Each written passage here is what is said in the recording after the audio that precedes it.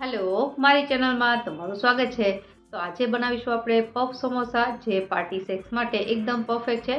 तो चलो फटाफट रेसिपी शुरू करिए और रेसिपी पसंद आवे तो वीडियो ने लाइक और चेनल ने सब्सक्राइब करवानुं ना भूलता। तो पफ समोसा बनाववा माटे सौप्रथम आपणे અહીં બાફેલા બટેટા અને પારબોઇલ કરેલા લીલા વટાણા લીધા છે। જો તમારી પાસે ન હોય તો સૂકા વટાણા પણ લઈ શકો। હવે સૌપ્રથમ સ્ટફિંગ બનાવવા માટે એક કડાઈમાં આપણે 1 થી 2 ટેબલસ્પૂન જેટલું તેલ ગરમ કરીશું। તેલ ગરમ થાય એટલે અડધી ટીસ્પૂન જેટલું જીરું, પિંચ જેટલી હિંગ અને હાફ ટીસ્પૂન જેટલી હળદર અને સૌપ્રથમ આપણે પહેલાં તો પારબોઇલ કરેલા વટાણા એડ કરીશું। આને કુકરમાં બાફવાના નથી, જસ્ટ ગરમ પાણીમાં એને 5 થી 10 મિનિટ માટે એમને એમ કરશો એટલે પારબોઇલ થઈ જશે અને ત્યારબાદ બાફેલા બટેટા। હવે મસાલા કરીએ। સૌપ્રથમ 1 ટીસ્પૂન જેટલો ધાણાનો પાવડર, 1 ટીસ્પૂન જેટલું લાલ મરચું, સ્વાદ પ્રમાણે મીઠું અને 1 ટીસ્પૂન જેટલો આમચૂર પાવડર અને 1 ટીસ્પૂન જેટલો ગરમ મસાલો।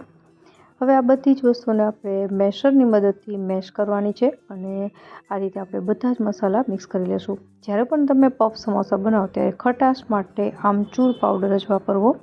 આમચૂર પાવડરની જગ્યાએ લીંબુનો ઉપયોગ ન કરવો, નહીંતર જે મસાલો છે એ એકદમ સોફ્ટ બની જશે અને આપણે અહીં સમોસાનો મસાલો છે એ એકદમ ડ્રાય બનાવવાનો છે। તો તમે જોઈ શકો છો કે આ રીતે મેશ કરીને બધી જ વસ્તુ મેં મિક્સ કરી લીધી છે।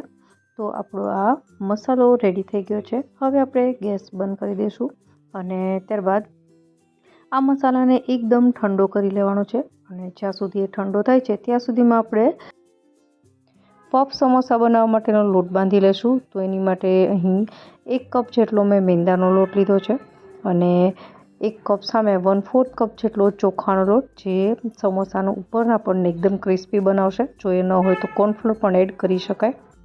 હવે અહીં મેં હાફ ટીસ્પૂન જેટલો અજમો, જેને આવી રીતે હાથેથી મસળીને એડ કરી દઈશું।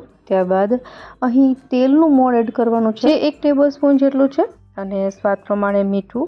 હવે બધી જ વસ્તુને મિક્સ કરી ધીમે ધીમે પાણી એડ કરવાનું છે અને ત્યારબાદ એકદમ સેમી સોફ્ટ જેવો લોટ બાંધવાનો છે, ન તો એકદમ કઠણ ને ન તો એકદમ સોફ્ટ। તો લોટ બંધાવા આવ્યો છે અને તમે જોઈ શકો છો એકદમ કઠણ પણ નથી અને એકદમ ઢીલો પણ નથી। હવે આ લોટને આપણે રેસ્ટ આપવાનો છે, તો 5 થી 10 મિનિટ સુધી એને રેસ્ટ આપીશું। જ્યાં સુધી લોટ રેસ્ટ થાય છે ત્યાં સુધીમાં આપણે પફમાં લેયર પડે એની માટેનું એક મિશ્રણ બનાવવાનું છે। તો મેં અહીં એક વાટકી લીધી છે, જેમાં 2 ટેબલસ્પૂન જેટલો ચોખાનો લોટ એડ કરીશું અને ત્યારબાદ અહીં આપણે 2 થી 3 ચમચી જેટલું ઘી અને થોડું તેલ। હવે આ બધી જ વસ્તુને સારી રીતે મિક્સ કરી લેવાની છે। જો તમારી પાસે અહીંયા ચોખાનો લોટ ન હોય તો તમે મેંદાનો લોટનો ઉપયોગ પણ કરી શકો। આ જે મિશ્રણ છે એ આપણે જ્યારે પફ સમોસા બનાવીશું, એમાં વણીશું ત્યારે ઉપયોગમાં લઈશું। તો આપણી પાસે 3 વસ્તુ તૈયાર છે। આપણો મસાલો પણ ઠંડો થઈ ગયો છે, લોટ પણ રેસ્ટ થઈ ગયો છે। હવે આપણે બનાવીએ પફ સમોસા। તો એની માટે તો અહીં આપણે મીડિયમ સાઇઝનો લુઓ લઈને પતલી રોટલી બનાવવાની છે। તો અહીં આ રીતની રોટલી મેં વણી લીધી છે। તમે જોઈ શકો છો કે અહીં મારે અટામણની જરૂર નથી। આપણો જે લોટ પરફેક્ટ બંધાણો છે, જેનાથી આવી રીતે રોટલી વણાઈને તૈયાર થઈ જશે। તો આ રીતે આપણે બીજી રોટલી પણ બનાવી લઈશું। હવે આપણી પાસે 3 થી 4 રોટલી આવી રીતે તૈયાર થઈ છે, એટલે પહેલી રોટલી છે એમાં જે આપણે મિશ્રણ બનાવીને તૈયાર કર્યું હતું એ લગાવી લઈશું। તો આ રીતે મિશ્રણ છે એ ચમચીની મદદથી આખી રોટલીમાં સ્પ્રેડ કરી દેવાનું છે અને ઉપર બીજી રોટલી રાખી દઈશું અને બીજી રોટલીમાં પણ મિશ્રણ છે એ લગાવવાનું છે। તો આવી રીતે આ પ્રોસેસ આપણે 4 રોટલી સુધી કરીશું। તો અહીં આપણે પફ સમોસા બનાવવા માટે એક આપણી પાસે બેઝ તૈયાર થઈ ગયો છે। હવે આપણે આને એકદમ પતલી વણવાની છે। તો એકદમ આખી જે અત્યારે મારી પાટલી છે એટલી સાઇઝની હું વણી લઈશ, તો એકદમ પતલી વણાઈ જશે અને ત્યારબાદ હવે સાઈડના જે પાર્ટ છે એને છરીની મદદથી કાઢી લેશું અને હવે એક સરખા માપમાં આપણે ઊભા કાપા કરી લઈશું અને વચ્ચે એક આડો। તો આપણી પાસે પફ સમોસા બનાવવા માટે લેયર છે રેડી છે। હવે આને સ્ટફ કઈ રીતે કરવાના, તો જે આપણો મસાલો છે એ મસાલાને અહીં એક સાઈડ આવી રીતે મૂકી દેશું અને ત્યારબાદ બીજી જ્યારે તમે આ લેયર છે એ ચિપકાવો તો એના ઉપર થોડું પાણી એડ કરી દેવાનું, જેનાથી સારી રીતે સીલ થઈ જાય અને જ્યારે તમે તળો તો એ નીકળી ન જાય.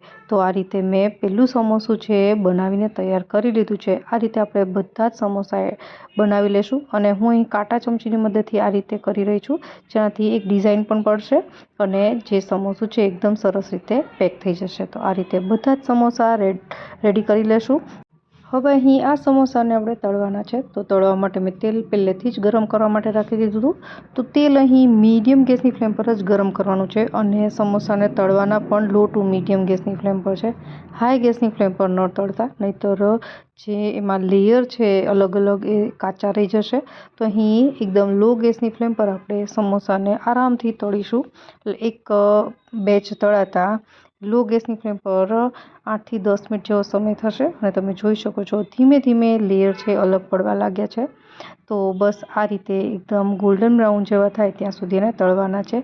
અને આ સમોસા તમે વિડીયોના સ્ટાર્ટિંગમાં જોયું એકદમ ખસ્તા બને છે. તો આપણા પહેલી બેચ રેડી થઈ ગઈ છે અને આ રીતે આપણે બધી જ બેચ રેડી કરી લેશું. તો આપણા પફ સમોસા છે તૈયાર છે, જેને મેં અહીં ટોમેટો કેચઅપ સાથે સર્વ કર્યા છે. અને આ સમોસા છે એકદમ ખસ્તા અને ક્રિસ્પી બને છે. તો અહીં કાંટા ચમચીની મદદથી જે અવાજ આવે છે એના ઉપરથી તમને આઈડિયા આવી જશે કે આ સમોસા એકદમ ખસ્તા બન્યા છે. તો અને એક એક લેયર છે એ પણ અલગ પડે છે. તો આશા રાખું કે રેસીપી જરૂરથી પસંદ આવી હશે. ફરી મળીએ નવી રેસીપી સાથે. ત્યાં સુધી બાય.